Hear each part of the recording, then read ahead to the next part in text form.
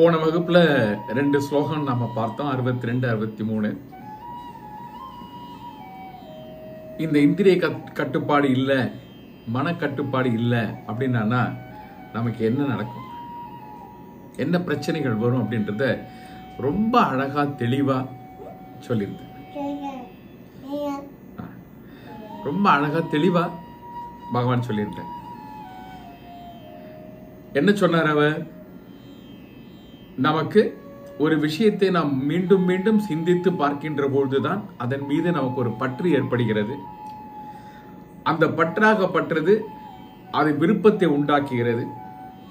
விருப்பத்தால் சினம் பிறக்கிறது, சினத்தால் மயக்கம், மயக்கத்தால் நினைவு தவறுதல், நினைவு தவறுவதால் புத்தி நாசம், புத்தி நாசத்தால் வாழ்க்கையே நாசம்.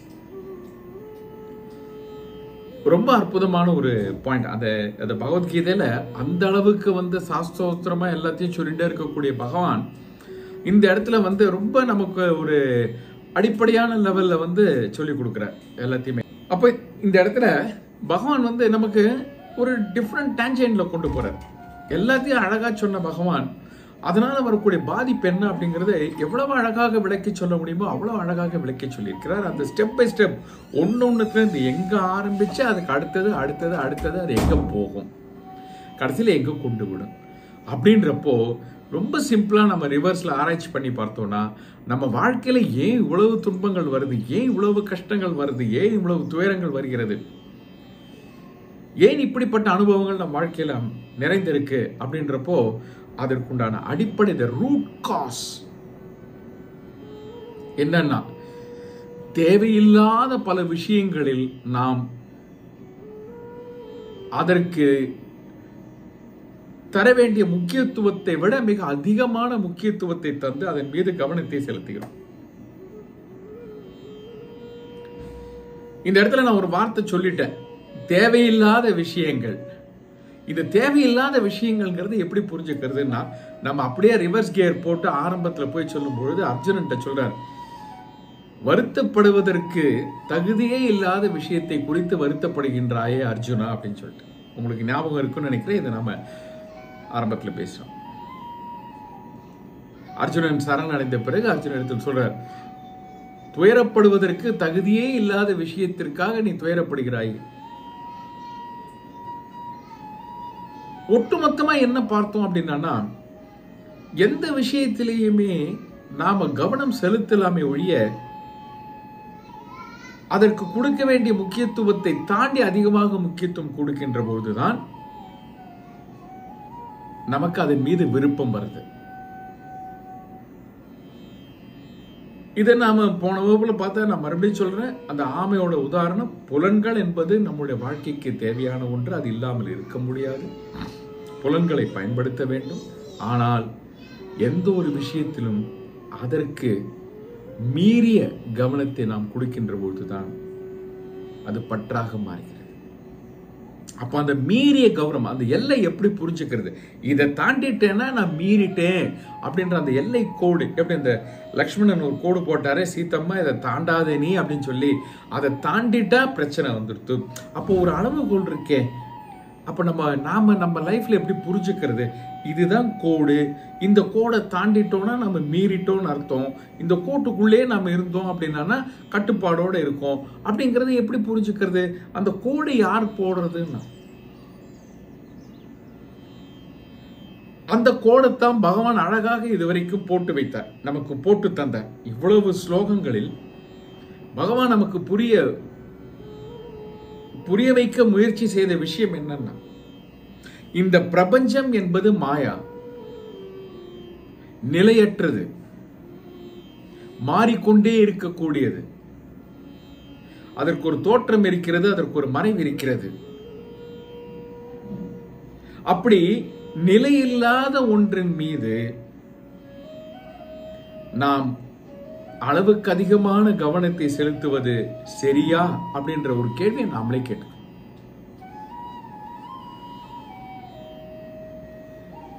எல்லாமே நிலை இல்லாதது. எதையும் நாம் உதாசீனப்படுத்த வேண்டும் பகவான் சொல்லல. அதற்கு தேவையான அளவு கவனம் கொடுக்க வேண்டும். அதைதான் நாம் கடமைகள் என்று சொல்கிறோம். தேவையான அளவு கவனத்தை கொடுக்கணும்னா அதுக்கு என்ன அர்த்தம்னா கடமை. எல்லாமே நம் கடமையானா இல்ல, சில விஷயங்கள் நம் கடமை. அப்போ அதை எப்படி புரிஞ்சுக்கணும்னா கர்மயோகத்தில் பகவான் செய்ய சொல்லும் போது அதையும் நாம் இந்த இடத்துல எடுத்துக்கிட்டோம்னா அந்த கோடு போடுறதுக்கு நமக்கு ஈஸியா இருக்கும். இப்ப நம்ம புரிஞ்சுக்கிட்டோம், இந்த உலகம், இந்த பிரபஞ்சம்ங்கிறது மாயா, என்னையும் சேர்த்து மாயா. நான் விதி விலக்கு இல்லை. என்னவோ இந்த உலகம் மாயா, நான் மாயா கிடையாது அப்படிங்கிறது கிடையாது. என்னையும் சேர்த்து இந்த பிரபஞ்சத்தில் இருக்கக்கூடிய அனைத்தும் மாயா.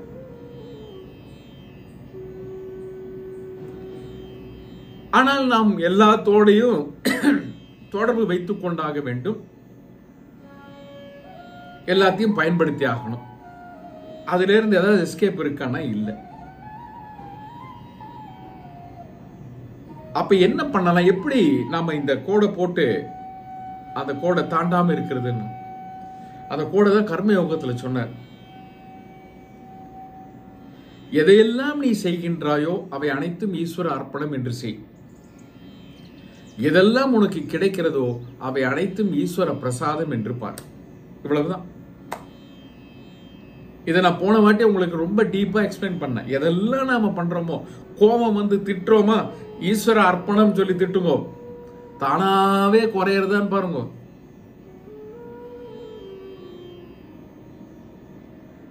ஒன்றின் மீது ஒரு பற்று அதிகமாக வருகிறதா, அது ஈஸ்வரன் அர்ப்பணம் சொல்லி பாருங்க.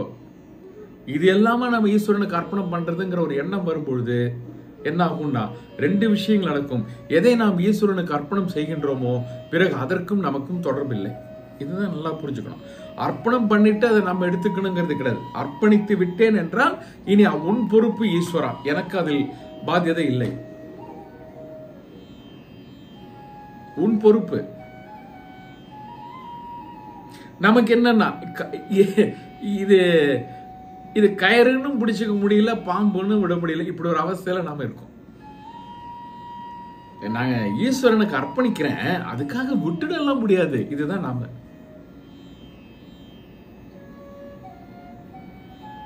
நமக்கு பக்தி இருக்கு, ஆனா நம்மாத்து குழந்தையே அந்த பக்தி மயத்துல தீவிரமாக இறங்கி எனக்கு படிப்பு வேண்டாம், ஒன்றும் வேண்டாம், நான் பக்திக்குள்ள போக போறேன்னு சொல்லி, சன்னியாசத்துக்குள்ள போக போறேன்னு சொல்லி இறங்க ஆரம்பிச்சதுன்னா பக்தியோடு இருக்கக்கூடிய எத்தனை பெற்றோர்கள் இதை வரவேற்பார்கள். ஆகா, என் குழந்தை அற்புதமான ஒரு வழியை தேர்ந்தெடுத்திருக்கு, எனக்கு ஈஸ்வரன் இடத்துல பக்தி இருக்கு, அதை விட என் குழந்தைக்கு அதிகமான பக்தி இருக்கு, அது பாருங்க அந்த பக்தி மார்க்கத்திலேயே போயிட்டு இருக்கு, எல்லாரும் போல லௌகீகமான வாழ்க்கையை வாழாம அந்த இறைவனடி சேர வேண்டும் என்று, அவனுக்கு தொண்டு செய்ய வேண்டும் என்று அவன் வழியை நோக்கி போய் கொண்டிருக்கிறது. இப்படி ஒரு குழந்தை எனக்கு கிடைச்சதுல நான் ரொம்ப புண்ணியம் செஞ்சிருக்கேன். எவ்வளவு பெற்றோர்கள் இதை சொல்ல, நான் எல்லா பெற்றோரையும் சொல்லவில்லை, பக்தி செய்து கொண்டிருக்கக்கூடிய பெற்றோர்களை சொல்கிறேன்.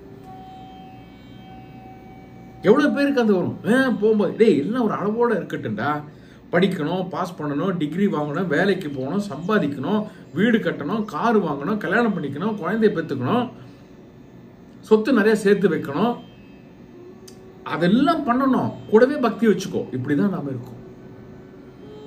நமக்கு பக்தி என்னன்னா தொட்டுக்கிறதுக்கு ஊறுகா மாதிரி, எல்லாம் முக்கியம், அந்த பக்தியை வச்சுக்கோ. ஏன்னா என்னால் அதை விட முடியாது, அதையும் வச்சுக்க.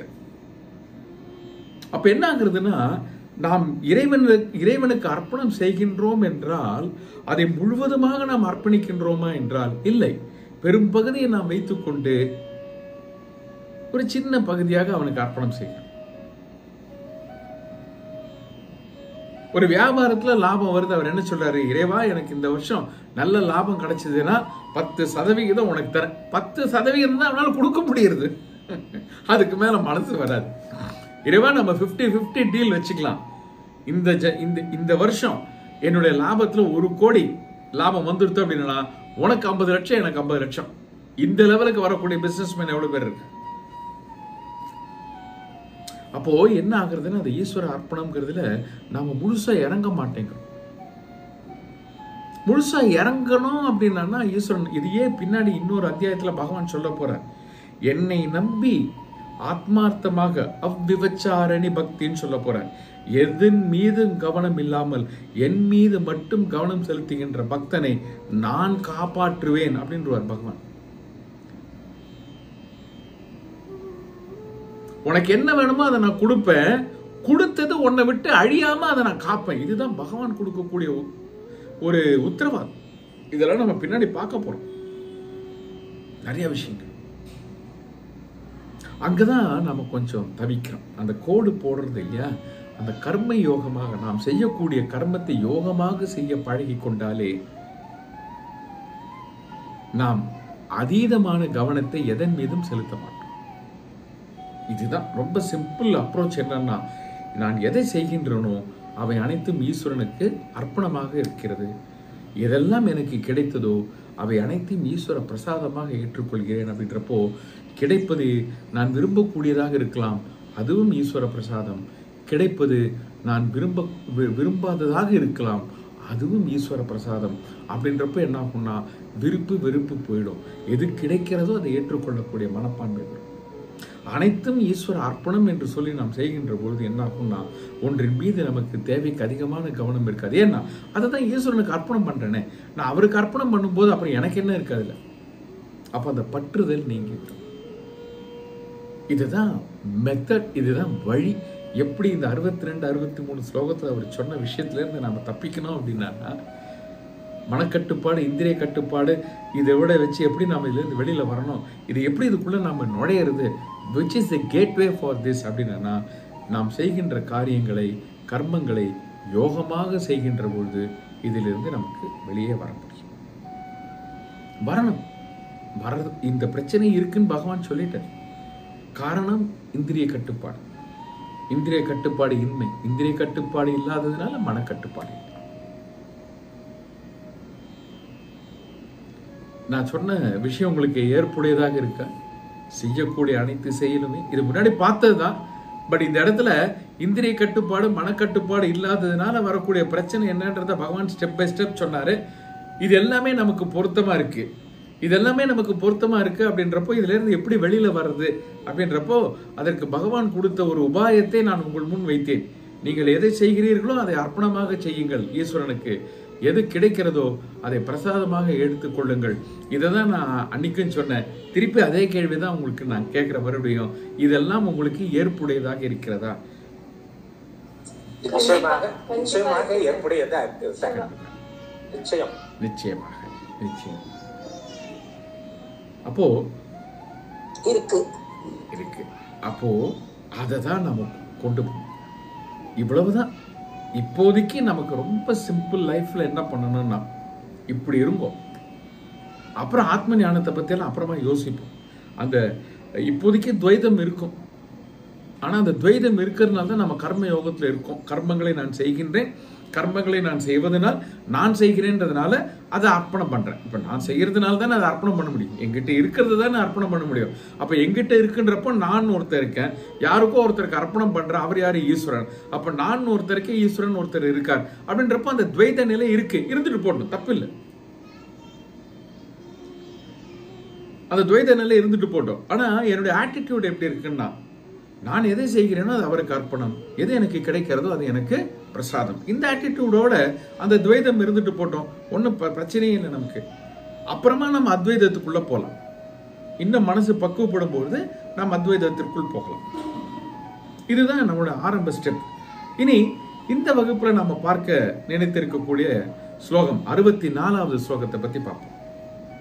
64 இதுதான் தொடர்ந்து இன்னும் பகவான் சொல்றார். 64 இருந்து 65 இதெல்லாம் பார்த்தீங்கன்னா இந்த புலன் கட்டுப்பாடு, மனக்கட்டுப்பாடு இதான் சொல்றாரு. ஏன்னா இதுதான் பேஸ். இதை கோட்டை விட்டுட்டோம்னா எதுவுமே பண்ண முடியாது. ஏன்னா வாழ்க்கையில எந்த ஒரு விஷயத்தை அடைய வேண்டும் என்றாலும் அந்த முயற்சியில், அதை அடையும் முயற்சியில் முழு கவனம் இருந்தால் தான் அதை அடைய முடியும். ரொம்ப சிம்பிள். நான் உங்களுக்கு ஏற்கனவே சொன்னேன்னு நினைக்கிறேன்.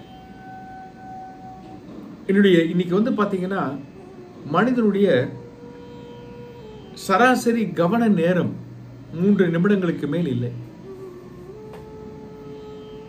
இந்த விஷயம் நான் சொல்லியிருப்பேன்னு நினைக்கிறேன் உங்களுக்கு. 3 நிமிடங்களுக்கு மேல் மனிதனுடைய சராசரி கவனம் இல்லை.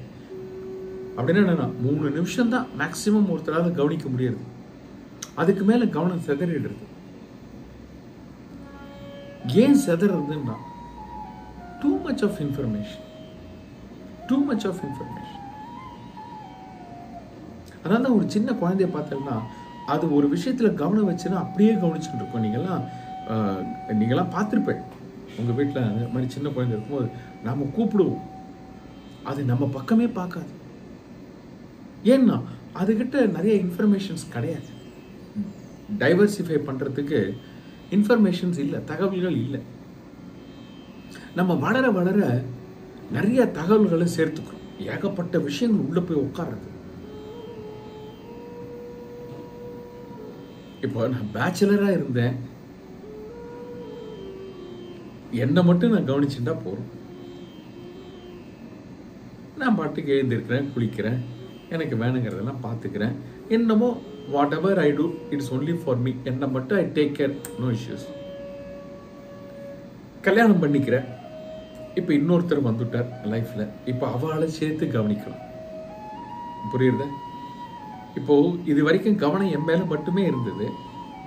இப்போ கல்யாணம் பண்ணிட்ட உடனே மனைவியோ கணவனோ அவ மேலேயும் கவனத்தை செலுத்தணும். So now my attention is shared. இது வரைக்கும் அட்டென்ஷன் என் மேல மட்டும்தான்.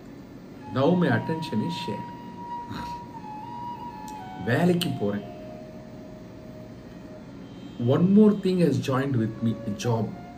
Now my attention is further shared. ஏன்னா வேலையிலையும் கவனம் வைக்கணுமே, அதுக்கும் அட்டென்ஷன் கொடுத்தானுமே அங்க செய்ய வேண்டிய விஷயங்கள் எல்லாம். So now my attention is further shared.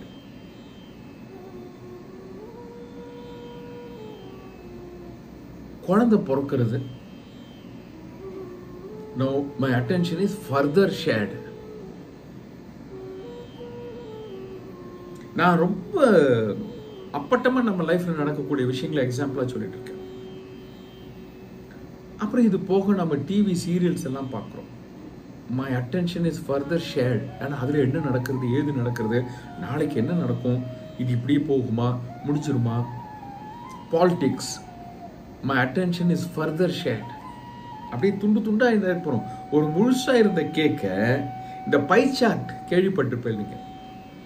Business பிரசன்டேஷன்ல எல்லாம் பார்த்தீங்கன்னா இந்த பை சார்ட்னு இருக்கும். வட்டமா இருக்கிறத பாகமா பிரிப்பா, எவ்வளவு பங்கு, யாருக்கு எவ்வளவு பங்குன்ட்டு. ஸோ முதல்ல அந்த கேக் முழுக்க முழுக்க என்னுடையதா இருந்தது. கல்யாணம் பண்ணின உடனே ஒரு பகுதி அவளுக்கு, வேலை கிடைச்ச உடனே ஒரு பகுதி அவளுக்கு, குழந்தை பிறந்த உடனே ஒரு பகுதி அவளுக்கு, பாலிடிக்ஸ் ஒரு பகுதி, சினிமா விஷயங்கள் ஒரு பகுதி, அதுக்கப்புறம் சோசியல் மீடியா, வாட்ஸ்அப்பு, ஃபேஸ்புக்கு இதெல்லாம் ஒரு பகுதி. இதுக்கப்புறம் எனக்கு பக்தி இருக்கு, கோயிலுக்கு போறேன் வரேன், அந்த இறைவன் மீது ஒரு பகுதி. இப்ப பாருங்க, ஃபர்ஸ்ட் நான் தனியா இருந்தேன். My attention was only on me.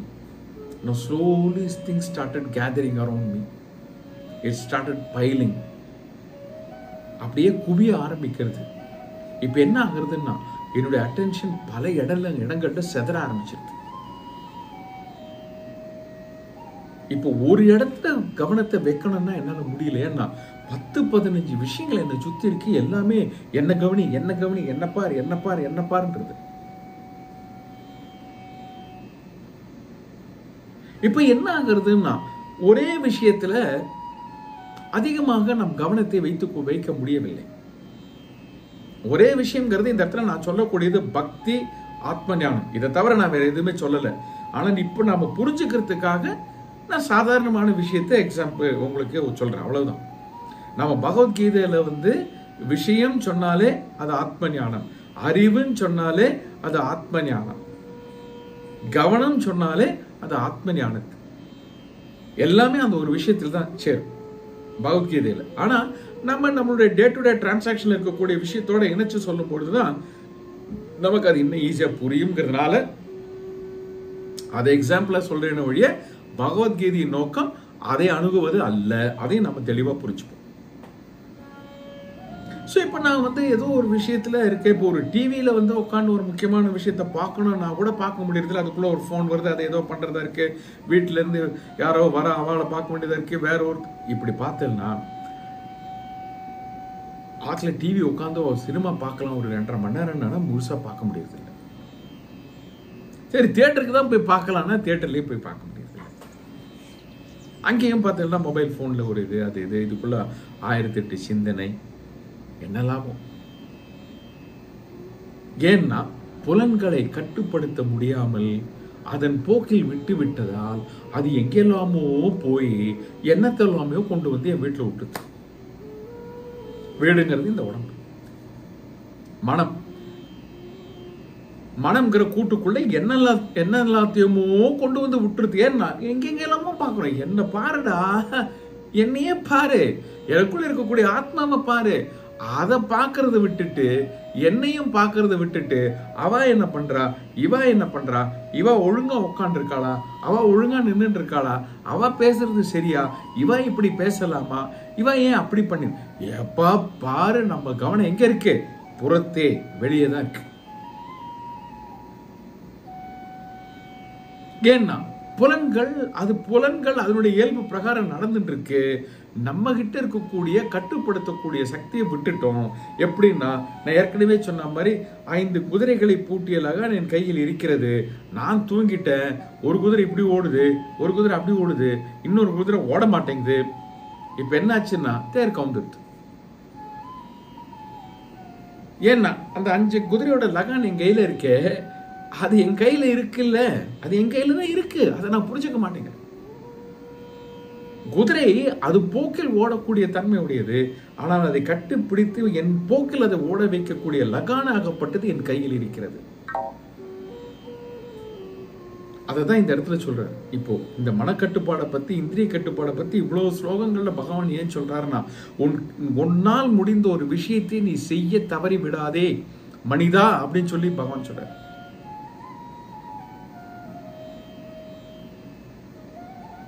அதான் சொல்றேன், உன்னால் முடிந்த ஒரு விஷயம் அதை செய்ய நீ தவறி விடாதே. முடியாதது நீ செய்யலன்னா விட்டுடு, போ, தப்பில்லை. முடிந்ததை செய்யாமல் இருக்காதே. அதை விட பெரிய ஒரு தவறு வேற எதுவுமே கிடையாது. அப்போ இந்த இந்திரிய கட்டுப்பாடுகள் இல்லை அப்படின்றப்போ என்னன்னா, அது இஷ்டத்துக்கு ஓடுன்றப்போ ஏதோ ஒன்று வாழ்க்கையில் நாம் சாதிக்க வேண்டும் என்று, நான் லௌகீக வாழ்க்கைக்கே வரேன். நம் வாழ்க்கையில் ஏதோ ஒன்றை சாதிக்க வேண்டும் என்றால் அதற்காக நாம் மிகவும் கஷ்டப்பட வேண்டியதாக இருக்கு. ஏன்னா கவனத்தை முழுமையாக அந்த பக்கத்தில் கொண்டு போக முடியவில்லை. ஏன்னா இந்திரியங்களின் கட்டுப்பாடில் இல்லை. அது என் கட்டுப்பாடில் இல்லாததினால் அது மனசையும் தூக்கின்னு போயிடுது. இப்போ மனசையும் கட்டுப்பாடு இல்லை. ஒரு இடத்துல ஃபோக்கஸ் பண்ண முடியும். சரி, எனக்கு இவ்வளவு சொல்றாரு பகவத்கீதையில, இந்த லௌகீக வாழ்க்கையில் இருக்கிற விஷயங்களை தெரிஞ்சுக்கிறதுக்காக பகவான் இவ்வளவு சொல்றாரு அப்படின்னா இல்ல. இத்தனை நேரம் இது என்ன அத்தியாயம்? இது சாங்கிய யோகம். சாங்கிய யோகம்னா என்ன? அந்த ஆத்ம ஞானம். ஞானம் எந்த ஞானம்? ஆத்ம ஞானம். ஆத்ம ஞானத்தை நீ பெற வேண்டும் என்றால் 3 வழிகள் சொல்லப்பட்டிருக்கிறது. ஸ்ரவணம், மனனம், நிதித்தியாசனம். சிரவணம் காதால் கேட்பது, மனனம் கேட்டதை மீண்டும் மீண்டும் அலசி பார்த்து அதில் இருக்கக்கூடிய சந்தேகங்களை தீர்த்துக் கொள்வது, நிதித்தியாசனம் அறிவை வாழ்க்கையாக மாற்றிக்கொள்வது. ரொம்ப சிம்பிளான மெத்தடாலஜி வச்சிருக்கா பாருங்க. இப்போ கேட்கணும், சிரவணம் ஒரு இடத்துல இருக்கணும்னா, ஒருத்தர் குரு சொல்லி கொடுக்கிறார், எனக்கு ஆத்ம ஞானத்தை சொல்லி கொடுக்கிறார், அவர் சொல்றதை நான் கேட்கணும், சிரவணம் காதுல வாங்கணும் அப்படின்னா என் புலன்கள் முழுவதும் கட்டுப்பட்டு அவரிடத்தில் மட்டும் இருந்தால் தானே அவர் சொல்றது எல்லாமே என் காதுல போய் விடும். இல்லைன்னா அந்த ஏதோ ஒரு சினிமா வந்து பாருங்க, நடுவில் கொஞ்சம் பக்கத்தை காணும்ட்டு, அந்த மாதிரி தான் நம்ம லைஃப் ஆயிடும். நடுவில் கொஞ்சம் பக்கம் காணாம போயிடும். அப்புறம் கொஞ்சம் காணாம போன பக்கத்தை வச்சுட்டு பாக்கி இருக்கிற பக்கத்துல இதுக்கும் அதுக்கும் சம்பந்தமே இருக்காது. அப்புறம் என்னத்தை நம்ம புரிஞ்சு என்னத்தை பண்ணுவோம்?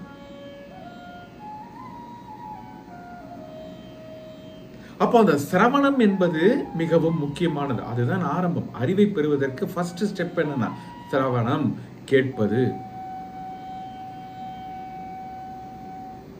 கேட்கணும்னா முழுசா கேட்கணும் அப்படின்னா அந்த விஷயங்கள் உள்ள போகணும். ஏன்னா அது சப்தமாக கூட உள்ள போகணும். சில பேர் சொல்ல, அவர் என்னெல்லாமோ சொல்லிட்டு இருந்தாருப்பா, என்னெல்லாமோ சொல்லிட்டு இருந்தாருன்னு என்ன அர்த்தம்? சவுண்டு தான் அவன் காதில் போயிருக்கு, போனது எல்லாமே சப்தமாக போயிருக்கு.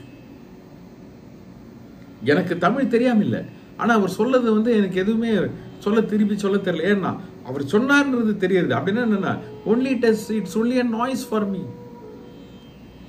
எனக்கு தமிழ் மொழி தெரிந்தும் அவர் சொல்வது என்ன என்று தெரியவில்லை என்பது ஏன்னா என் கவனம் அங்கே இல்லைன்றப்போ அது சப்தமாக இருக்கு. அப்போ ஒண்ணு மட்டும் என்னால சொல்ல தெரிஞ்சது, அவர் இன்னும் நிறைய சொன்னாருப்பா.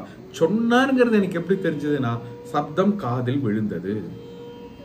என்ன சொன்னாருங்கிறது ஏன் தெரியலன்னா, சப்தத்தை விஷயமாக மாற்றக்கூடிய கவன சக்தி என்னிடத்தில் இல்லாமல் போய்விட்டது.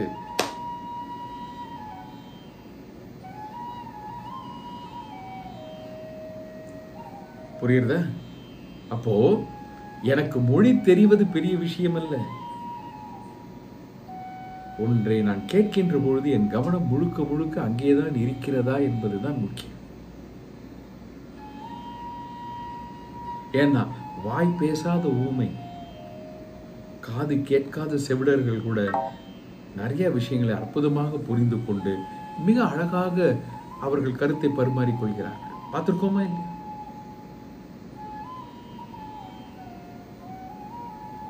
அப்ப என்னன்னா கவனம், ஏதோ அந்த புலன் கவனத்தில் இருக்க வேண்டும். அதுக்குதான் இவ்வளவு சொல்லியிருக்க. அப்ப இது என்னன்னா, நம்முடைய வாழ்க்கைக்கு அனைத்து பிரச்சனைக்கும் நிவாரணம் என்னன்னா ஆத்ம ஞானம். அந்த ஆத்ம ஞானத்திற்கு உண்டான ஃபைனல் ஸ்டெப் தான் நிதித்தியாசனம். நிதித்தியாசனம்ங்கிறது பெற்ற அறிவை வாழ்க்கை முறையாக மாற்றிக்கொள்வதற்கு பெயர் நிதித்தியாசனம். ஏன்னா அறிவை பெறுவது எதற்கு? அதை செயலில் கொண்டு வருவதற்கு. அறிவை இது ஒரு ஏதோ ஒரு வீட்டில் வாங்குற வஸ்து மாதிரி கிடையாது. வாங்கியாச்சு, கொண்டு போய் ஒரு இடத்துல வச்சுட்டேன், அப்புறம் வேணுங்கச்சு யூஸ் பண்ணிக்கலாம், அப்படி இருக்கட்டும். இல்லை யாரோ ஒருத்தர் ஃப்ரீயாக கொடுத்தார், கொண்டு போய் வச்சாச்சு, அப்புறம் பார்த்துப்போம் அப்படிங்கிற மாதிரி கிடையாது. அறிவு அப்படின்னா அது பயன்படுத்துவதற்கு. Learning is for application. Learning is not for knowing. Then it is not learning. அப்ப நாம் ஏன் ஒன்றை கற்றுக்கொள்கிறோம் என்றால் அது வாழ்க்கையை நடைமுறைப்படுத்த. அதுதான் நிதித்தியாசனம். அப்ப ஆத்ம ஞானத்தை நான் கேட்டு அதை அறிவை அடைந்த பிறகு அதை என் வாழ்க்கை முறையாக மாற்றிக்கொள்ளும் பொழுதுதான் எனக்கு அந்த அறிவின் பலன் கிடைக்கிறது.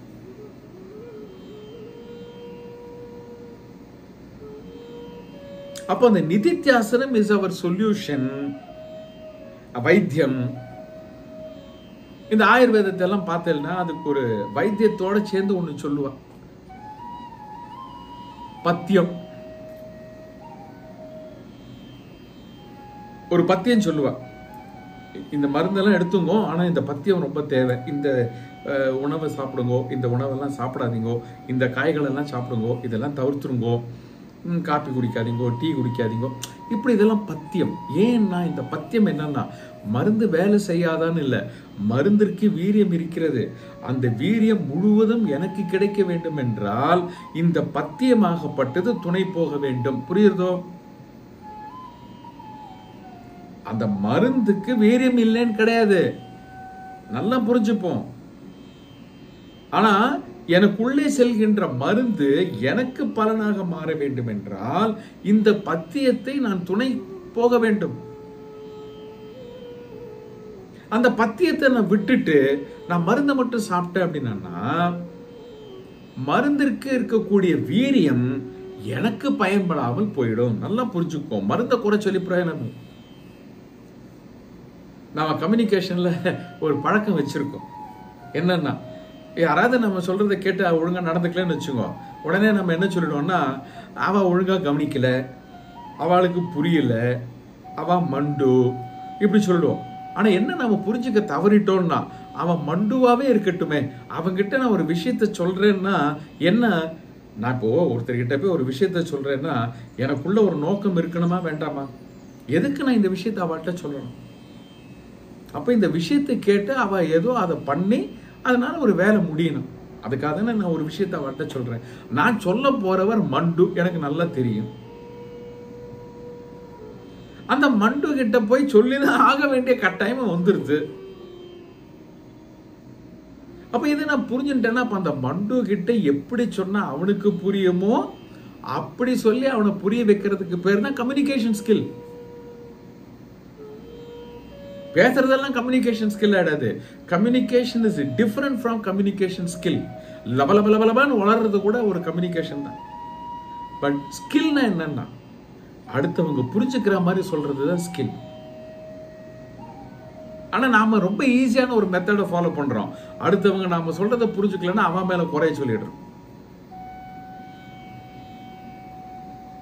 இது பொதுவாகவே நடக்கும். ஆஃபீஸ்ல பாருங்க, வீட்டுல பாருங்க, ஸ்கூல்ல பாருங்க. டீச்சர் என்ன சொல்லுவான், உங்க பையன் மக்குன்றுவான். இந்த டீச்சர் என்ன புரிஞ்சுக்கலன்னா, அது மக்காவே இருக்கட்டுமே, அதுக்கு புரியுற மாதிரி சொல்ல தெரிஞ்சுக்கோங்க. அதுதான் நீ டீச்சருக்கு அழகு. எல்லாருமே புரிஞ்சுக்கிற ஸ்டூடெண்டா இருந்துட்டு அப்புறம் என்ன டீச்சரோட குணம் என்ன, குணாதிசயம் என்ன, ஒண்ணுமே இல்லையே. திறமை என்ன, ஒண்ணுமே இல்லையே. அப்போ ஒரு கிளாஸ்னா சில மக்குகளும் இருக்கும். அந்த மக்கும் நல்லா படிச்சு வரணும். அதுதான் டீச்சரோட திறமை. அதே மாதிரி தான் நம்ம அது சரியில்லை இது சரியில்லைன்னு மற்றதை குறை சொல்றதுக்கு பதிலா நம்ம கிட்ட இருக்கக்கூடிய குறையை பார்க்கின்ற பொழுதுதான் நமக்கு எதுவுமே பயனாக மாறும். அதே மாதிரிதான் இந்த ஆத்ம ஞானத்தில் சொல்லப்பட்டிருக்கக்கூடிய விஷயங்கள் அனைத்தும் அற்புதமான விஷயங்கள். அது எனக்காக பயன் அடைய வேண்டும் என்றால் நன்றாக புரிந்து கொள்ளுங்கள். இந்த இடத்துல அந்த மருந்துக்கு பத்தியம் எவ்வளவு முக்கியமோ, இந்த ஆத்ம ஞானம் தான் நமக்கு மருந்து. ஆனால் அந்த மருந்து பலனாக வேண்டும் என்றால், அந்த ஆத்ம ஞானத்தை பெற வேண்டும் என்றால் பத்தியம் தேவை. அந்த பத்தியத்தை தான் பகவான் சொல்லிக் கொண்டிருக்கிறார். இந்திரிய கட்டுப்பாடு, மனக்கட்டுப்பாடு. அப்ப இந்த இந்திரிய கட்டுப்பாடு, மனக்கட்டுப்பாடுன்னா என்னன்னா பத்தியம். எதற்கு பத்தியம்? ஆத்ம ஞானம்ங்கிற மருந்து அடைவது. அதை ரெண்டு பேரலா போகும். அப்பதான் இந்த மருந்து நமக்கு பயனாக மாறும். இல்லைன்னா ஏதோ விஷயம் உள்ள போன மாதிரி இருக்குமே ஒழிய நமக்கு அது எந்த விதத்திலும் பிரயோஜனமாக இருக்கு. அதை நல்லா புரிஞ்சுக்கணும். அப்ப இப்ப நம்ம 64வது ஸ்லோகத்திற்கு வருவோம். விழைத்திலும் பகைத்திலும் இன்றி. இதெல்லாமே இது வரைக்கும் நம்ம பார்த்த பல விஷயங்களை தான் திருப்பி திருப்பி வேற வேற கோணத்துல பகவான் சொல்ல போறார். நான் ஏற்கனவே சொல்லியிருக்கேன், ஒரு விஷயத்தை ஒரு கோணத்தில் சொல்லும் பொழுது ஒரு சிலருக்கு புரியும். அதே விஷயத்தை வேறொரு கோணத்தில் சொல்லுகின்ற பொழுது வேறு சிலருக்கு புரியும். அந்த ஒரு யுக்தியையும் அந்த ஒரு டெக்னிக்கையும் பகவான் கையாள்றார். ரெண்டாவது என்னன்னா, சில முக்கியமான விஷயங்களை திருப்பி திருப்பி சொல்லும் பொழுதுதான் அதனுடைய வன்மை, பலம் நமக்கு புரியும். அது அப்பதான் நம்ம கிட்ட போய் சேரும். திருப்பி திருப்பி சொல்லும். பல ஸ்கூல்ல பார்த்தேன்னா உங்களுக்கு தெரியும், ஸ்கூல்ல பசங்களுக்கு வாய்ப்பாடெல்லாம் சொல்ல 1 1 1 1 2 2 1 3 3 ரெண்டாம் வாய்ப்பாடு சொல்றா 2 1 2 2 2 4 2 3 6. இது டீச்சர் எத்தனை வாட்டி சொல்ல வச்சிருப்பா, எத்தனை கிளாஸ் எடுத்திருப்பா. என்ன டீச்சர் இதையே டெய்லி திருப்பி திருப்பி சொல்லிட்டே இருக்கல அப்படின்னா, இது அது திருப்பி திருப்பி சொன்னாதான் மண்டையில ஏறும். இப்போ இப்போ யாரும் எனக்கு சொல்லி தர வேண்டாம். 2ஆம் வாய்ப்பாடு எனக்கே தெரியும், 10ஆம் வாய்ப்பாடு எனக்கு தெரியும், 12ஆம் வாய்ப்பாடு எனக்கு தெரியும்.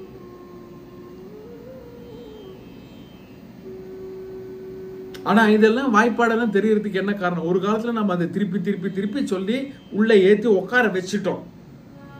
அப்ப திருப்பி திருப்பி சொல்வதால் என்ன ஆகும்னா, ஒரு விஷயம் அழுத்தம் திருத்தமாக நமக்குள் போய் பதியும். அப்ப பகவானுடைய இன்னொரு நோக்கம் என்னன்னா, நான் திருப்பி திருப்பி பல இடங்களில் அதே விஷயத்தை சொல்லும் பொழுது அந்த விஷயமாகப்பட்டது உனக்குள் அழுத்தம் திருத்தமாக பதியும். பதிய வேண்டுமே, பதியலைன்னா அப்புறம் எப்படி எனக்கு கணக்கு வரும்? 1ஆம் கிளாஸ்ல வாய்ப்பாடெல்லாம் கத்துக்கல, 2ஆம் கிளாஸ்ல வாய்ப்பாடெல்லாம் கத்துக்கலன்னா அதுக்கப்புறம் 5ஆம் கிளாஸ் 10ஆம் கிளாஸ்லாம் போகும்போது எப்படி கணக்கு போட தெரியும்? ஆனா அவனா எத்தனை வாட்டி எழுதியிருப்போம், எத்தனை வாட்டி ஹோம்ஒர்க் கொடுத்துருக்கா. ஆனா அப்போ அந்த ஆல்பபெட்ஸ் அக்ஷரங்கள் எல்லாம் நம்ம படிக்கல அப்படின்னா இன்னைக்கு நமக்கு ஒரு வாக்கியத்தை படிக்க முடியுமா, இல்ல எழுத முடியுமா? ஆனா அன்னைக்கு அதெல்லாம் திருப்பி திருப்பி செஞ்சோம். அதுதான் இங்க பகவானுடைய நோக்கம். இரண்டாவது நோக்கம் என்னன்னா, நான் மீண்டும் மீண்டும் சொல்வதனால், அதை நீ மீண்டும் மீண்டும் கேட்பதனால் அந்த விஷயமாகப்பட்டது உனக்குள் ஆழமாக பதியும், பதிய வேண்டும். பதிந்தால்தான் அது உனக்கு பயனை தரக்கூடதாக இருக்கும் அப்படின்ற. இப்ப என்ன சொல்றாரு பாப்பா 64, விழைத்தலும் பகைத்தலும் இன்றி தனக்கு வசப்பட்ட புலன்களுடன் விஷயங்களிலே ஊடாடுவோனாய் தன் விதிக்குத்தான் உட்பட்ட மனிதன் ஆறுதல் அடைகின்றான். ரொம்ப சில ஸ்ட்ராங்கான வேர்ட்ஸ் எல்லாம் பயன்படுத்தியிருக்கார். விஷயம் ஒன்னே ஒண்ணுதான், விழைத்தலும் பகைத்தலும் இன்றி. ஏற்கனவே பார்த்திருக்கோம் விருப்பு வெறுப்பு. இது ரெண்டு தாங்க நம்ம வாழ்க்கையை நம்ம அடிச்சு போட்டு தள்ளுறது. ரெண்டு விஷயம் தான், விருப்பு வெறுப்பு, லைக் அண்ட் டிஸ்லைக். எதை எடுத்தாலும் இந்த ரெண்டுத்தை வச்சு பார்க்கணும். என்னுடைய கண்ணோட்டமே தான், எனக்கு விருப்பமானதாக இருந்தால் எவ்ரிதிங் இஸ் ஃபேண்டாஸ்டிக். எனக்கு விருப்பம் அல்லாததாக இருந்தால் அற்புதமான விஷயங்கள் கூட அல்பமான விஷயம். இதை வச்சுக்கிட்டு தாங்க நம்ம அவஸ்தைப்படுறோம் லைஃப்ல. இந்த விருப்பு வெறுப்பு எல்லாத்துலயும் கொண்டு போய் வச்சிடறோம். இந்த விருப்பு வெறுப்பு எல்லாத்துலயும் வச்சிடறோம். காலையில குடிக்கிற காப்பியில ஆரம்பிச்சு எல்லாத்துலயும் வச்சு நாமளும் பாடாப்பட்டு கூட இருக்கிறவங்களையும் படுத்தி எடுத்து யோசிச்சு பாருங்களேன், எதனால பிரச்சனை வருது? இந்த விருப்பு வெறுப்புங்கிற ரெண்டே விஷயத்தினால்தான் பிரச்சனை வருது லைஃப். எதையுமே ஏற்றுக்கொள்ளக்கூடிய மனப்பான்மை, இந்த விருப்பு வெறுப்புங்கிற துவைதம் இல்லைன்னா மனுஷன் வாழ்க்கையில நிம்மதிங்கிற அத்வைதம் இருக்கும். அப்ப இந்த இடத்துல என்ன சொல்றேன்னா, விருப்பு வெறுப்பின்றி தன் வசப்பட்ட புலன்களுடன். அப்ப அவன் புலன்களை வசப்படுத்தி விட்டான். கூடவே அவனிடத்தில் விருப்பும் வெறுப்பும் இல்லை. விஷயங்களிலே ஊடாடுவோனாயின், அந்த விஷயங்களோடு அவன் உறவு கொள்வானாயின் தன் விதிக்கு தான் உட்பட்ட மனிதன் ஆறுதல் அடைக்கின்றான். தன் விதிக்குன்னா அவன் போட்ட ரூலுக்குள்ள எல்லாம் அடங்கி நடக்கிறது பார்த்தல, அப்படிப்பட்ட மனிதன் வாழ்க்கையில் ஆறுதல் அடைகின்றான். அந்த ஆறுதல்ங்கிற வார்த்தையை நம்ம அப்புறமா பார்ப்போம். அதுக்குள்ள இந்த விஷயங்களை பார்த்தோம்.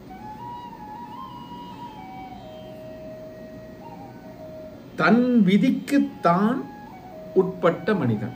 தன் விதிக்கு தான் உட்பட்ட மனிதன். இந்த இடத்துல தான் ரெண்டு சொல்ற, தன் விதிக்கு அப்படிங்கிற ஒரு விஷயம், தான் உட்பட்ட அப்படிங்கிற விஷயம். அப்ப ரெண்டு இடத்துல, இந்த இடத்துல ரெண்டு தான் அப்படிங்கிறது வருது.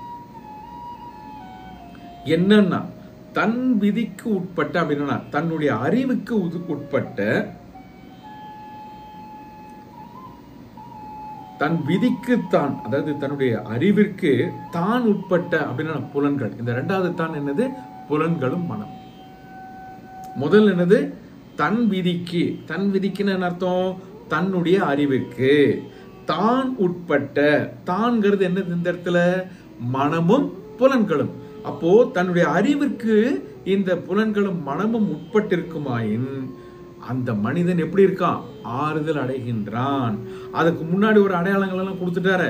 விழித்தலும் விழைத்தலும் பகைத்தலும் இன்றி விருப்பு வெறுப்பு இல்லாமல் புலன்களை தன் வசப்பட்டவனாக்கி, வசப்பட்ட புலன்களோடு வெளி உலகத்தோடு உறவாடுகின்ற பொழுது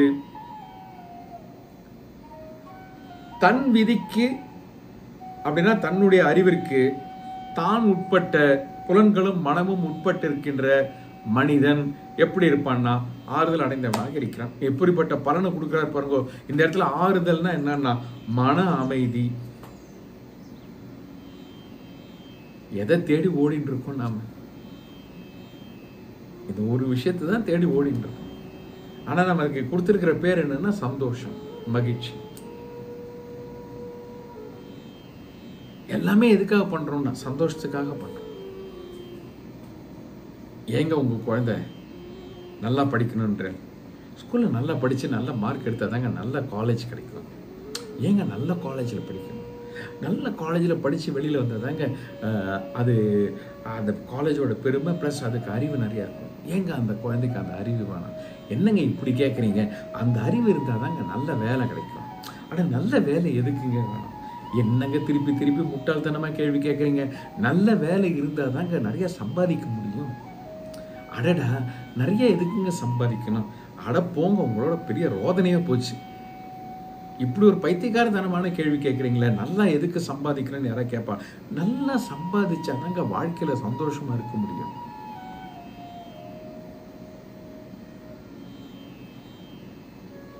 அப்ப அடுத்த கேள்வி, ஏங்க சந்தோஷமா இருக்கணும்?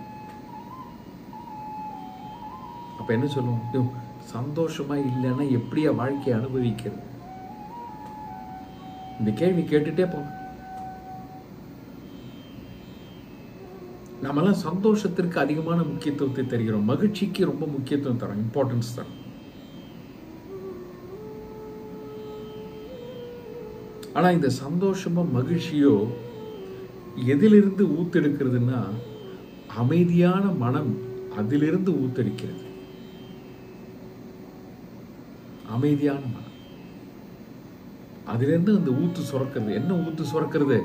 சந்தோஷமோ மகிழ்ச்சியோ அதிலிருந்து தான். அமைதி இல்லாத மனசிலிருந்து ஊத்து சுரக்கும். அது என்னது? துயரம், எரிச்சல், மன அழுத்தம், பகைமை, இப்படி பல விஷயங்கள்.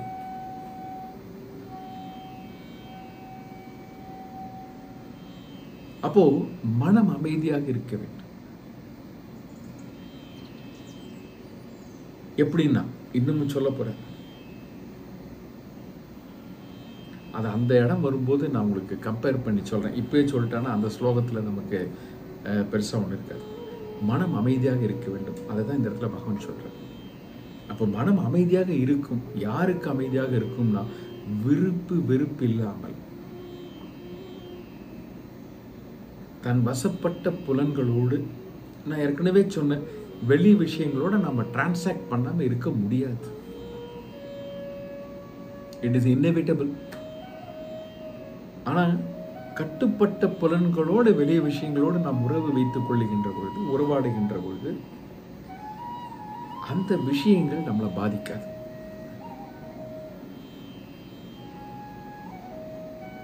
அந்த விஷயங்கள் நம்மை பாதிக்காது. அடுத்தது, தன் விதிக்கு தான் உட்பட்டு, அவனுடைய அறிவிற்கு அவன் புலன்களும் மனமும் உட்பட்டிருக்கின்ற அப்படிப்பட்ட மனிதனுடைய மனம் எப்படி இருக்கும்னா, அமைதி நிறைந்ததாக இருக்கும். இவ்வளவு சொன்னவர் 65 இது எல்லாத்தையுமே சேர்த்து அப்புறமா ஒட்டு மொத்தமா பார்ப்போம். 65வது ஸ்லோகத்துல சாந்திங்கிற ஒரு வார்த்தையை பயன்படுத்துற.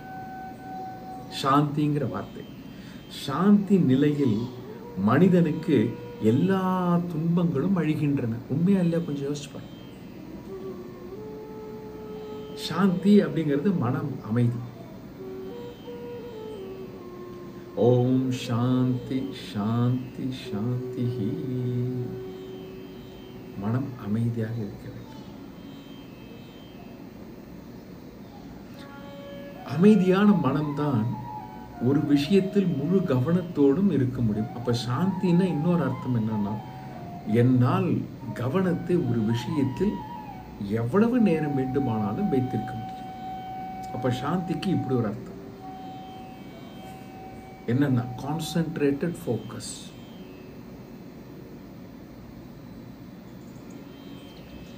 இன்னொன்னு என்ன சொல்லலாம்னா, சிதறடையாத நிலை.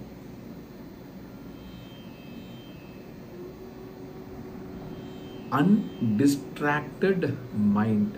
டிஸ்ட்ராக்ஷன்ஸ் இருக்கும், டிஸ்ட்ராக்ஷன்ஸ் இருக்கதான் செய்யும். இப்ப நாம பார்த்தோம் கொரோனா வைரஸ் காலத்துல, corona virus was there everywhere, but some people got badly affected.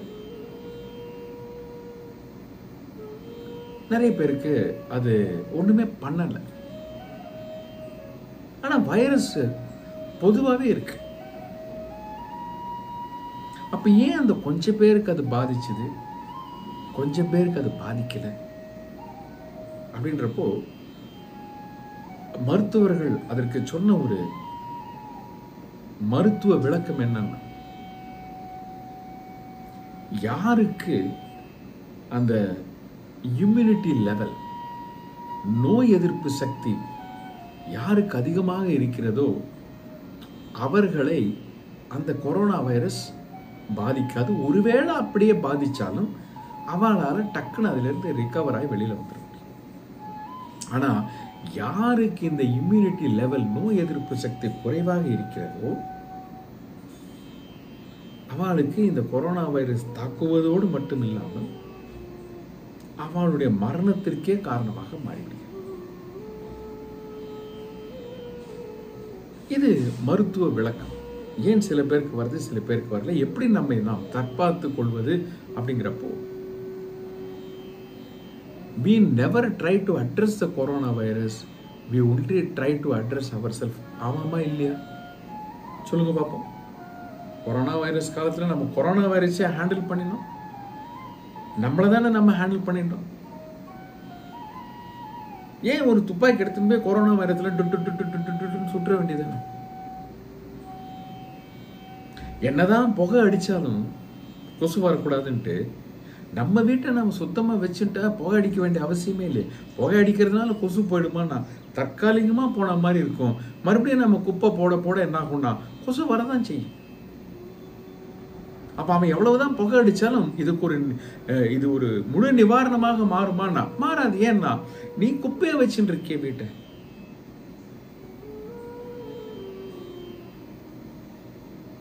அப்போ சிதறடையாத நிலை அப்படின்றப்போ undistracted mind, my mind is so strong, so powerful, it can be distracted. ஏன்னா டிஸ்ட்ராக்டட், சிதறடைய செய்யக்கூடிய பல விஷயங்கள் என்னை சுத்தி இருக்கிறது. கொரோனா வைரஸ் மாதிரி என்னை தாக்கக்கூடிய கொரோனா வைரஸ் என்னை சுத்தி இருக்கிறது.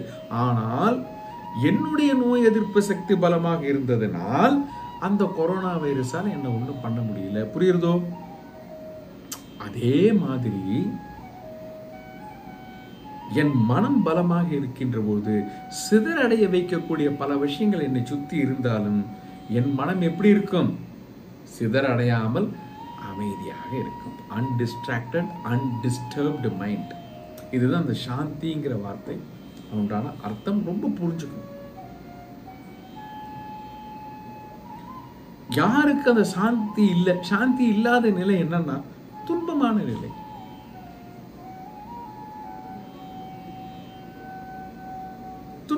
துன்பத்தில் அவதிப்படக்கூடிய நிலைக்கு தான் சாந்தி இல்லாத நிலை. அப்படி அதை சொல்லிவிட்டு மனிதனுக்கு சாந்தி நிலையில் மனிதனுக்கு எல்லா துன்பங்களும் அழிகின்றன. எப்படின்னா நல்லா புரிஞ்சுக்கோ, நோய் எதிர்ப்பு சக்தி இருக்கக்கூடிய மனிதனுக்கு என்னன்னா அவனுக்குள் எந்த பாக்டீரியா வைரஸ் உள்ள போனாலும் அது அழிஞ்சிரும். இவனா ஒன்றும் பண்ண வேண்டாம். He has built up his immune system very well. Because of that strong immune system, எந்த பாக்டீரியாஸ் வைரஸ் உள்ள போனாலும் it can't do any harm to him. அப்போ சாந்தி நிலையில் மனிதனுக்கு மனதை அது போல் பில்டப் பண்ணி வச்சுக்கணும். நம்ம மனசை கட்டுப்பாடுக்குள்ள வச்சுக்கிட்டு இருந்தோம்னா அவனுக்கு எல்லா துன்பங்களும் அழிகின்றன. சித்தம் சாந்தி பெற்ற பின் ஒருவனுடைய புத்தி விரைவில் நிலைப்படுகிறது. இது திருப்பி அதையே மாறி சொல்ற. யாருக்கு மனம் அமைதியாக இருக்கிறதோ அவனுடைய புத்தி விரைவில் நிலைப்படுகிறது. அப்படின்னா அவனால ஒரு விஷயத்துல முழுசாக கவனத்தை செலுத்த முடியும். அப்ப இந்த இடத்துல எந்த விஷயத்தில் கவனத்தை செலுத்த வேண்டும் என்று பகவான் கூறுகிறார்? ஆத்ம ஞானத்தை அடைகின்ற சிரவண நிலையில் மனதை முழுசாக செலுத்த வேண்டும். அப்ப அந்த மனதை, இப்ப புத்திங்கிறது மனம் சார்ந்தது. இந்த மனசை நாலா பிரிப்போம். மனம்ங்கிறது ஒண்ணு இன்டெலெக்ட், தட் இஸ் கால்டு புத்தி. இன்னொன்னு ஐடென்டிட்டி, அகங்காரம், அதுவும் மனம்தான். இன்னொன்று வந்து மனசு, மெமரிஸ், நினைவுகள். இன்னொரு மனம் என்னன்னா அந்த சித். என்ன சித்துனா சத் பத்தின சித், அந்த பிரம்மத்தை பற்றிய அறிவு. அதுதான் சத் சித். ஆனந்தம் இல்லை, அனந்தம், எங்கும் நிறைந்திருக்கக்கூடிய அந்த that's called a state of bliss அப்படின்னு.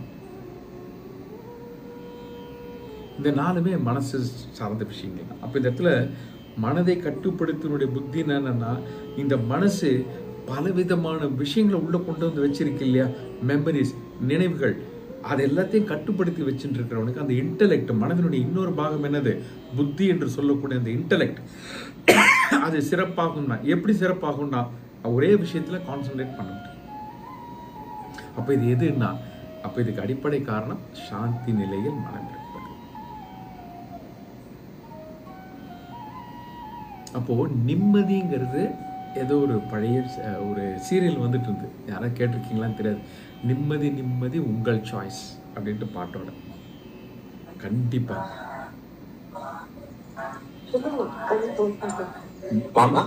நிம்மதிங்கிறது உங்கள் சாய்ஸ். அது வெளியில இருந்து வரல. நம்ம என்ன நினைச்சுட்டு இருக்கோம், வெளியில இருக்கக்கூடிய விஷயங்களை கரெக்ட் பண்ணிட்டோம்னா I will be peaceful. Sir என் பையன் மட்டும் வேலைக்கு போயிட்டானா என் வாழ்க்கை எல்லா பிரச்சனையும் தீர்ந்து போச்சு சார். வேலை கிடைச்சிருத்து போயின்னு இருக்கான், சோகமா உட்காந்துருக்க. முன்னாடி ஆறுகிட்ட சொன்னார், அவரே பார்க்கில் பார்க்குறார். என்னப்பா சுப்பையா சோகமா உட்காந்துருக்கேன்னா, இந்த பையன் என்ன வேலை கிடையாது, அவனுக்கு பையனுக்கு நல்ல வேலை கிடைச்சி எல்லாம் போயிடுது. அப்புறம் ஏன் நீ தான் இன்னைக்கு சொன்னிய பையனுக்கு வேலை கிடைச்சா அவன் துயரம் எல்லாம் போயிட்டு. அட போப்பா, இப்போ புதுசாக ஒரு துயரம் வந்திருக்கு. என்னன்னா அவனுக்கு வேலை கிடைச்சி கை நிறைய சம்பாதிக்கிறான், இருந்தாலும் நமக்கு ஒன்றும் தரமாட்டேங்கிறான். கேட்க வேண்டியதாக இருக்கு அவங்ககிட்ட. நம்ம செலவுக்கு கேட்டான்னா திருப்பி 1000 கேள்வி கேட்குறான். அப்போ அன்னைக்கு சொன்னிய சுப்பையா உன் பையனுக்கு வேலை கிடைச்சா உன் துயரம் எல்லாம் போயிடுன்ட்டு. அப்படிதான் அன்னைக்கு நினைச்சேன், இப்ப பார்த்தா அப்படி இல்லையே. அதெல்லாம் ஒன்றும் இல்லை, அவனுக்கு ஒரு கால் கட்டு போட்டா எல்லாம் சரியா, நம்ம கஷ்டம் எல்லாம் போயிடும். வர்றவன் மகாலட்சுமி மாதிரி எல்லாத்தையும் கவனிச்சுப்பான். கல்யாணம் ஆயிடுத்து, கொஞ்ச காலம் கழிச்சு மறுபடியும் அதே சுப்பையாவை பாட்டில் பார்க்குறாரு ராமையா. என்ன ஏன் சுப்பையா மறுபடியும் துயரமா இருக்க, பையனுக்கு கல்யாணம் பண்ணி வச்சுட்டு கால் கட்டு போட்டா எல்லாம் சரியா போயிடுன்னு சொன்னியே, என்ன சுப்பையா மறுபடியும் சோகமா இருக்கேன்னு. அட போயா ராமையா, என் மகனே பரவாயில்ல போல் இருக்கு, வந்த மருமகன் அதுக்கு மேல இருக்க.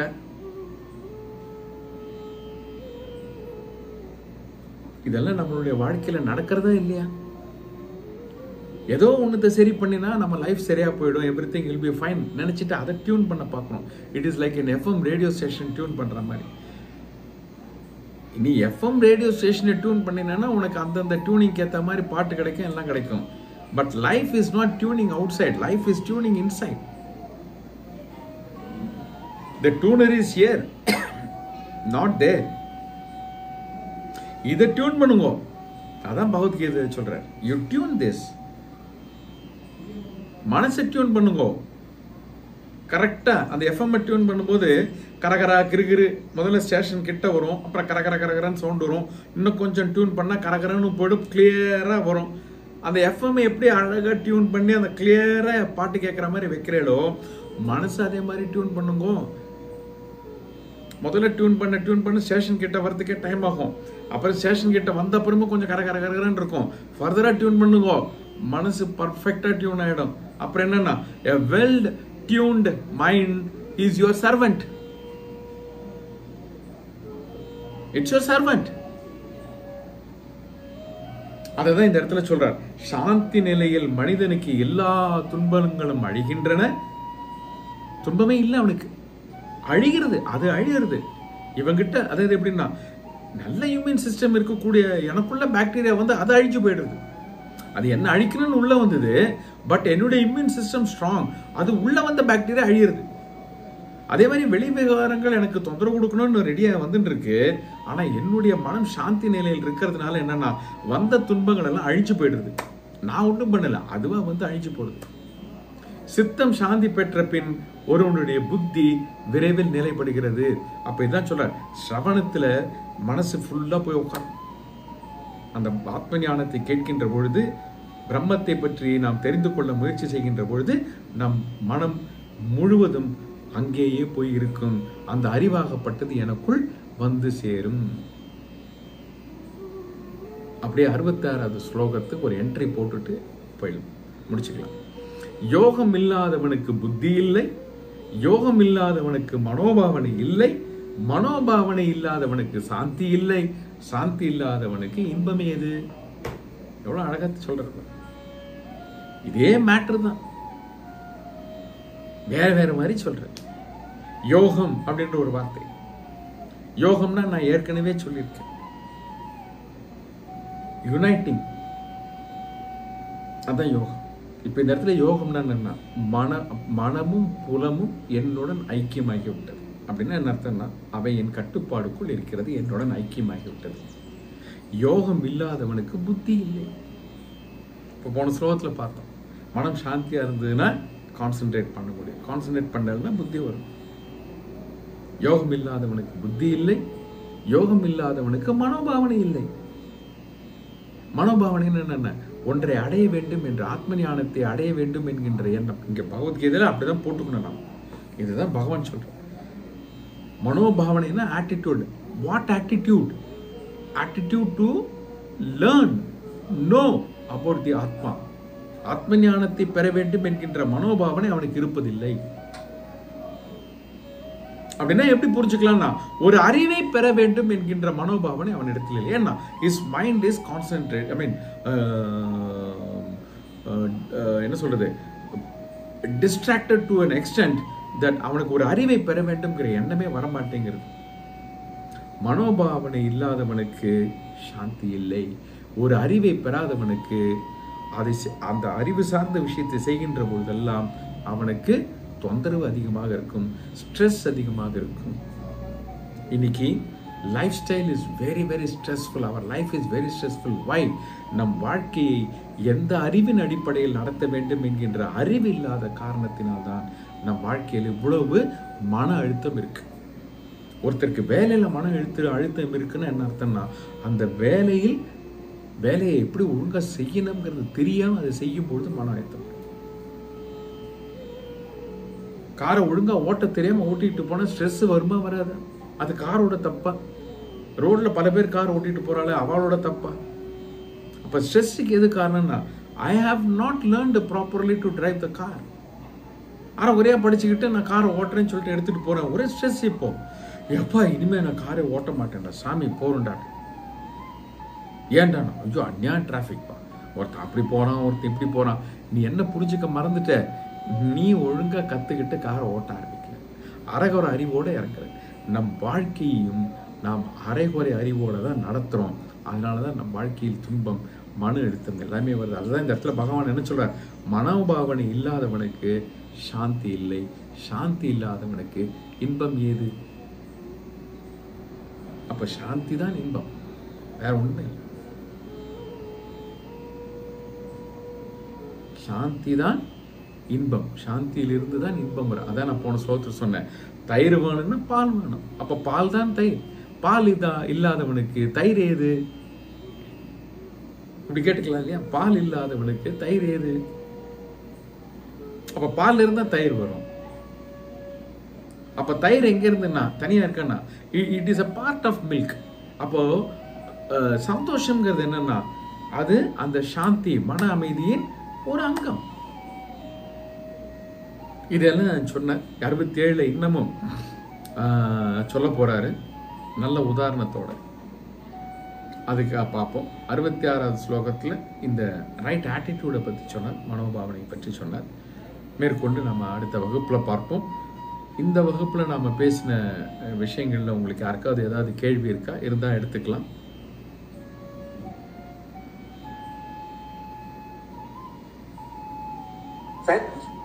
சொல்லுங்க. எனக்கு தத் சித் அனந்தம்னு சொல்றேன் இல்லையா? எது எது? தத் சித் அனந்தம். அத கொஞ்சம் கொஞ்சம் திருப்பி சொல்ல முடியுமா? மிஸ் பண்ணிட்டேன், சரியா கேட்டுக்கலடா. சரி. சத் சித் அனந்தம், சச்சித் ஆனந்தம் சொல்றோம் நம்ம கொலோக்கியலா சொன்னா. சத் சித் அனந்தம். சத் அப்படிங்கிறது உண்மை. சித் அறிவு. எப்பேற்பட்ட அறிவுன்னா அனந்தம், எங்கும் நிறைந்திருக்கக்கூடிய ஒரு விஷயத்தை பற்றி அறிவு. இதுதான் அந்த சத் சித் அனந்தம்ங்கிறது. அதை நிறைய பேர் ஆனந்தம்லாம் சொல்லி இது தெரிஞ்சுக்கிட்டா சந்தோஷமா இருக்கலாம் அப்படின்லாம் சொல்லுவா. அது ஆனந்தம் கிடையாது, அனந்தம். அனந்தம்னா என்னன்னா அந்தமே இல்லாத ஒரு விஷயம், முடிவே இல்லாத ஒன்று. அப்படிப்பட்ட உண்மையை பற்றிய அறிவு உடையவன் அவன் தான் சச்சித் அனந்தம். அப்படின்னா என்னன்னா இந்த அறிவை பற்றி சொல்லக்கூடியது. எப்படிப்பட்ட அறிவை பற்றி சொல்கிறார்? அது சத்தியமான அறிவு. அதுதான் சித்துனா அறிவு, சத்தியமான அறிவு. அந்த சத்தியமான அறிவு என்னன்னா எங்கும் நிறைந்திருக்கக்கூடிய அந்த ஆத்மாவை பற்றி அறிவு. அதுதான் சச்சித் அனந்தம் சொல்றது. Okay, thank you sir. Thank you. Thank you. வேற யாருக்காவது ஏதாவது கேள்வி இருக்கா? முடிச்சிடலாமா?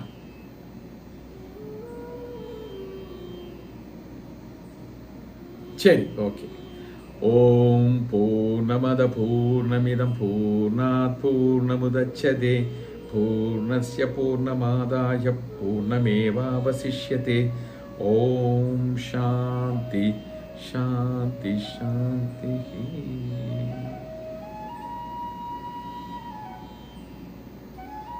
நம்ம புதன்கிழமை பார்ப்போம் மறுபடியும். ಧನ್ಯವಾದಗಳು. ಧನ್ಯವಾದಗಳು. ಧನ್ಯವಾದಗಳು.